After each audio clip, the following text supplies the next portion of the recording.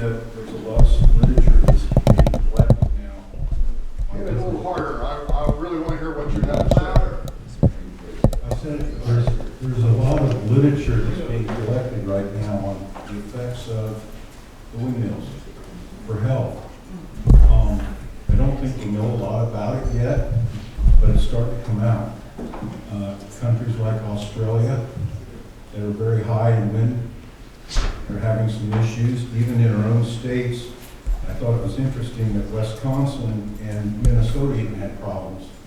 So it's here in the United States as far as the health issues that are coming out. One of the big ones is lack of sleep, okay, as far as what the windmills do for sleep. And if you, as a physician for over 30 years, if you're not getting your adequate amount of sleep because you can't, you're going to have health issues. You're going to have strokes, heart attacks. You're also going to have an immune system that's going to be down. You're going to be more likely to have cancer. So, I mean, these are major issues that affect, in my lane, in my area of expertise, the health of our county. And so I think we need to look at that when we look at this as well, because let's face it, a lot of people stay here.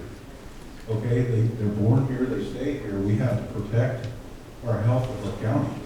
And so as a commissioner to that, I just have to voice that opinion and concern. The other thing I'd ask a question is, and I don't know this because I'm not government smart or whatever, is my understanding that the federal government subsidizes these windmills to be formed, is that correct? Yes. Okay, so that is our tax money, is that correct? We're paying for them. Okay, so my question is, if they're so far away from the cities that need them, does that raise the cost? I don't know. I mean, to pipe that thing or put the electrical lines to go to a major city, I would think that the expense is going to be overwhelming versus putting it clear out here in the country and taking it to Chicago.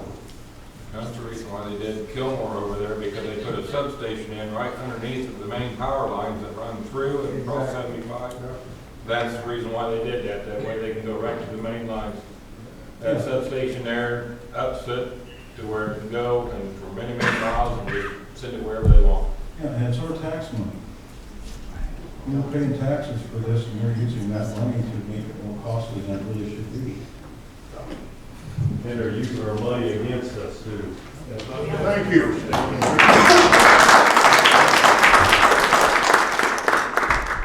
Well, I know that I won't see the total effect health-wise of these windmills, but I've got two sons living here in the county. The little fellow in the back there is my youngest son. He's got two little kids. I don't want something built out here that's going to impact them negatively on their health growing up here in Carroll County. Your turn. Go ahead, Bill. No, that's fine. My question is, on the ordinance, are we just talking setbacks, or are we going after other things that can make them think about when they come to Carroll County? If we just do setbacks, they're going to find a way to get around it, one way or another. But is there anything like the bond issue, make them issue a bond that if something happens in 10 years and it has to be cleaned up, that money must be spent for cleanup? I think there's a lot of issues that need to be talked about when you put this in an ordinance, that it's just not going to be setbacks. It has to be a bond big enough that it'll take them out of their picture if they got to clean it up in 5 years or 6 years. We need this also in it, not only setbacks. We got to have a lot more than one or two things in this ordinance for them to not come. That makes a lot of sense. And we are looking at all of that. I mean, we're just getting started on everything we can do, you know, and the $260-some-thousand per acre to clean these up. I agree, that should be in a bond that they have to pay. For every acre they put out there, if they're coming here, I don't want them coming in the first place. But your turn to speak. Those companies will be out of business by then. What's that? I said those companies will be out of business by then, it will be on to the next step. Well, now if we hold the bond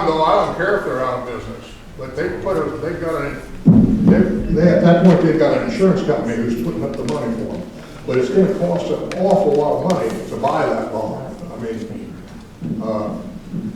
we made, when they built the power line across Carroll County, from Greentown to someplace over in White County. Yeah, we made them post a really hefty bond, and we went after that bond for some of the roads they tore up. Somebody mentioned roads before, and excellent point of, we never have enough money for roads. Now, I'm very proud of the fact that they keep getting a little better every year, but whenever the state's gonna run a detour around or something where our road is gonna be impacted, we go ahead of time and videotape that road. So we have proof of what it was before the traffic really hit it and all the big trucks. And we make the state pay us back. I mean, it's in the deal. We make them live up to the deal. That's what we do. So we can do that too, but I don't have any idea how it works on these great long trailers that haul the blades, and they're gonna have to cut through everybody's field and everything to make a corner. That's not our road out there. So we gotta look at that part of it too. You have another comment? When it comes to cleanup, does anyone know if this is true or false? Once it goes onto a farmland, I've heard that you cannot ever farm it again because of what is left, even if it's cleaned up. Yeah. And they're disassembled. I wouldn't doubt that. Is that true? Yeah. Yeah. Do I have another speaker back here? Yes, sir.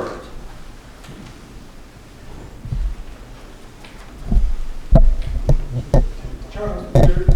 I'm retired from Purdue in facilities, and we had something in our specs called for only U.S. steel in buildings.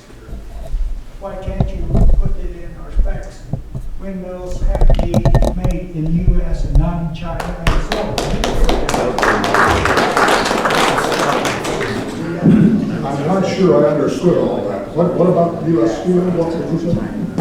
The steel that went on buildings and it required it to be U.S. made steel. That caused a little problem when all the steel plants went out. That's wonderful. So you make the windmills made in U.S. only, you make solar panels only U.S. made. Solves the problem. Now, one comment though, Toledo has captured and grasped the solar technology. Yes. And there is a massive amount of factories there that are actually building solar panels. Okay, but So that's a good idea. I mean, that would You put don't want to go to China. American people to work. That's a great idea. That's good. But that it's not going to be a good wall, a good solid wall. the other thing is you require a CO2 report on the full construction from the start to finish that required by them to provide before they even start. That would be more difficult.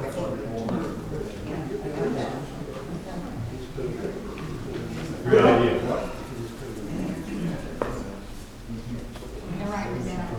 I want to thank you for letting us use the covered bridge during the construction. I want to thank you for letting us use the Lancaster covered bridge during the bridge construction. We have a lot of work progress like that. We want to hear from you. By the way, I'll put in a plug. We meet the first and third Mondays of every month. Second floor of the courthouse. You're all welcome anytime. If you have a pen and you want to write down my phone number, it's 765-202. Is it on the website? 2684. It's on the website. Is it on the website? Yes.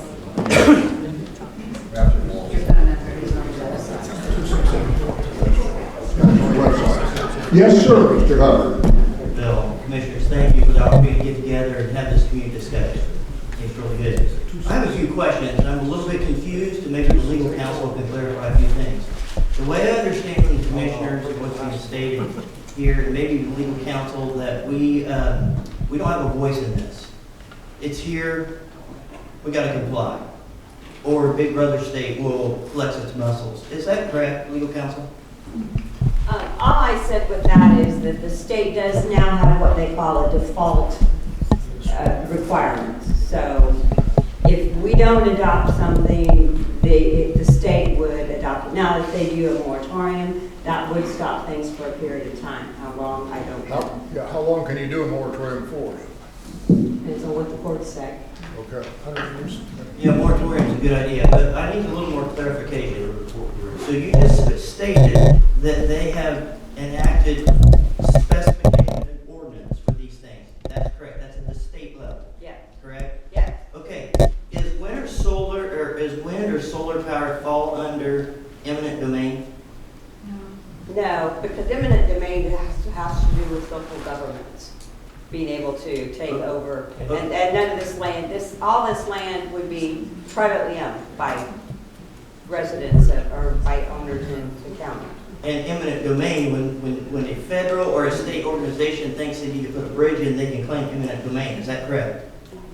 If it's an agency or a government, yes. I'm going somewhere with all this. Okay. Because you say our hands are tied. I don't understand that, and I need clarity, because eminent domain says state, federal has control over this landowner, that landowner, and that landowner. If I understand correctly, according to Article 24, Title 32, Indiana State Eminent Domain Law, solar and wind do not fall under eminent domain. So how can the state tell us what we have to do in our county? Well, the thing is, they're not telling us how we have to do it. They're just saying that if you don't do something, then the state, you have to go by the state guidelines. Okay, so we're talking about two separate things there. I just need clarity. So ordinances are standards, and I'm okay with that. But you're also saying that we can't do anything about this. We have to implement ordinances, or the state will strong arm us. Is that correct? Yeah. So But then- we're gonna do it. Right, and I think that's really good, and I'm just trying to, in my mind, it sounds like to me what's being said by our legal counsel is eminent domain. We are forced to put solar up or fight them. I thought the rights were still back in at the local level if the commissioners decide, or even the area plan, and we could go down that road, what's the standards for the area plan to decide what we even do in our own county. If they decide that Carroll County isn't going to have, a 5,000 acre salvage yard out here, then they say it isn't going to happen. Is that correct? Isn't that the way it normally works? Unless the state has guidelines on that also. So you're saying the state can come in and tell the Carroll County area plan that no, you have to have a 5,000 acre salvage yard? No, what it was saying is if somebody wants to put that in and the county doesn't govern it, then if there are laws on the state level, that would be a default. That they have to Okay, do. then ultimately, who gives the authority? Is it the state or the local county that gives authority to build in Carroll County? The landowner. Okay, the landowner, along with the area plan, because you have to get a permit, is that correct? Correct. So you can deny permits. You can deny permits if it doesn't meet with the requirements put together in the ordinance, yes. Okay. Let me ask this. The legal counsel at the last meeting, the county legal counsel referenced the Carroll County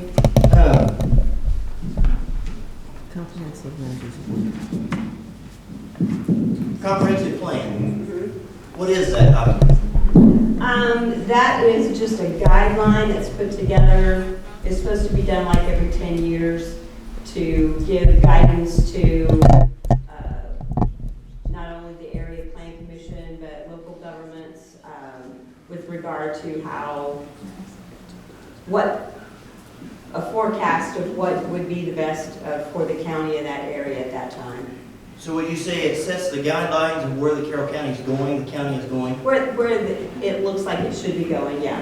And does it reference in there specifically that nothing, my own language, I ought to read the comprehensive plan, but if I remember correctly, there's specific language in that comprehensive plan that speaks speaks about prime farmland not being prohibited, used, so to speak. I don't know the legal language, I didn't write that down. Is that right? That's correct. Okay, so back to, I don't understand how the state, how the commissioners or area plan, and I'm all for fighting it, Bill, I'm on your team, but I don't understand why we even need to fight it. Because if we determine at the local level we're not going to do this because it doesn't meet the comprehensive plan, because Carroll County, it's already been made very plain that Carroll County is largely made up of prime farmland, can I get an amen on that? Amen. So we're mainly prime farmland, plus we have to, it already says in our comprehensive plan and area plan rules that if something's going to be built, there has to be either permitted or denied, so there's another stopgap. So I see multiple areas where we're already protected. Our comprehensive plan protects our prime farmland. It's our #1 resource in Carroll County. That's not law, or it's not ordinance. That's just guidelines. Sure, absolutely. But we would use that, as area plan members, we would use that for intention of, well, is this projected project fit within our comprehensive plan? Wouldn't that happen? That's how it should happen, yes. Very good, that's what I thought. So, we've already have established the fact that we need to have permits can be denied. We've all, maybe perhaps even experienced that, where a permit is denied. We have a comprehensive plan, which is our county guidelines that is steering where we're going, that talks about protecting our prime farmland. And furthermore, we've already agreed to the fact that this doesn't fall under eminent domain. So it seems like to me, I'm not a legal lawyer, I'm not a lawyer by any means, but it seems like the state has no legal right to tell us that we have to put these in. I rest my case.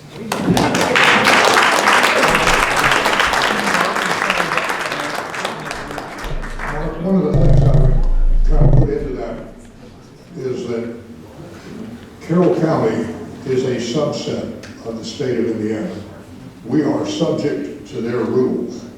We follow all kinds of rules that are given to us from the state. We're not an independent nation here. So when a set of rules come down, we are mandated to follow them. And that's a never-ending process. They get new rules coming in all the time. Those are rules, not laws, right?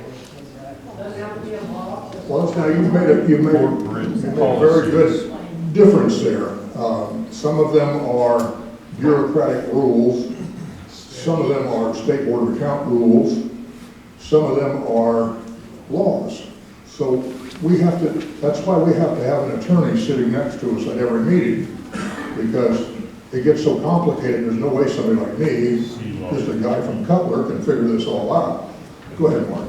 I appreciate your thoughts on that. But there again, the state is not making it a rule or a law. There's no law on the Indiana books that says every county must put up solar or wind farms.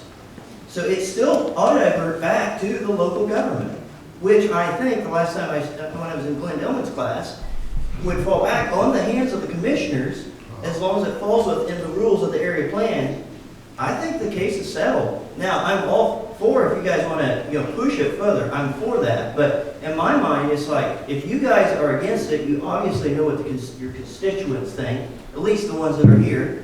I don't see that the state of Indiana has a legal ground. They haven't passed a law that mandates that the counties in Indiana have to have these things put on in their land, as far as I know. Well, I've learned a lot about that tonight from